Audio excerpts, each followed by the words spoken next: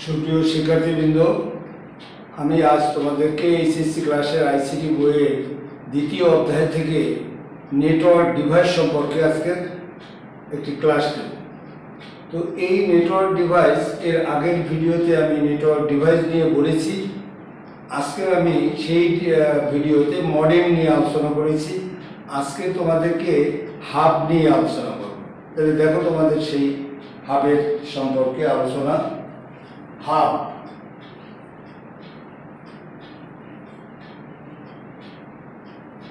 দেখো, হাব জিনিসটা মূলত কি?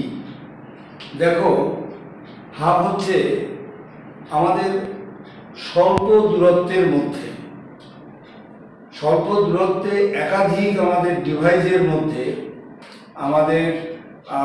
আমাদের তার দিয়ে ল্যান তৈরি করার জন্য, স্বল্প দূরত্বে একাধিক ডিভাইসের মধ্যে তার দিয়ে ল্যান তৈরি করার জন্য যে ডিভাইসটা ব্যবহার করা হয় তাকে আমরা বলে থাকি হাব।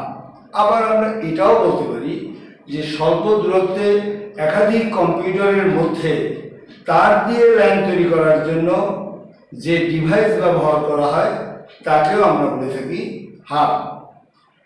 এই নেটওয়ার্কভুক্ত কম্পিউটারগুলোকে আমাদের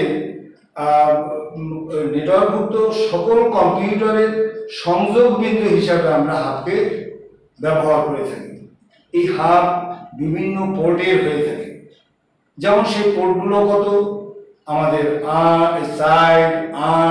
16 পোর্টের আমাদের হাব হয়ে থাকে। তো এই যে হাব, যখন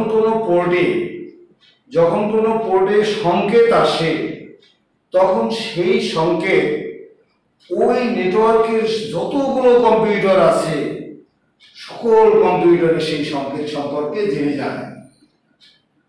এরপরে যে কম্পিউটারের উদ্দেশ্যে ওই সংকেতটি পাঠানো হয়েছে, কেবলমাত্র সেই কম্পিউটার ওই সংকেতকে গ্রহণ করে, আর সবাই সংকেত গ্রহণ থেকে আমাদের বিরত থাকে।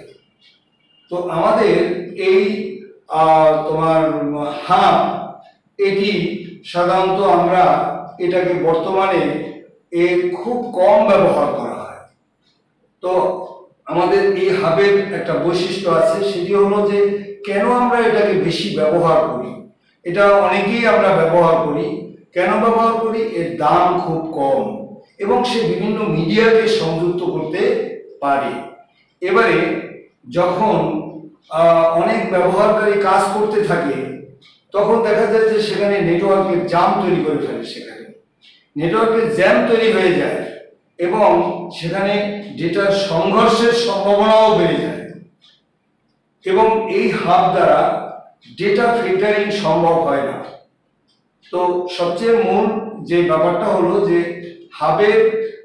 হাবের ক্ষেত্রে যখন কোনো সংকেত চলে আসে, তখন সেখানে কোনো থাকে না। সেটা হলো যে কোনো নিরাপত্তা থাকে না। সবাই জেনে যায় যে তথ্য আসছে, সেই তথ্যটা সম্পর্কে সবাই জেনে যায়। সে কারণে হাবের গুরুত্ব মূলত কম। হাবের গুরুত্ব আস্তে আস্তে আমাদের কমে আসছে। একটা টাইমে দেখা যাবে যে হাব আর ব্যবহার করা হবে না। সকলকে অনেক ধন্যবাদ। আমার ভিডিও ভালো লাগলে এটাকে লাইক এবং সাবস্ক্রাইব করুন।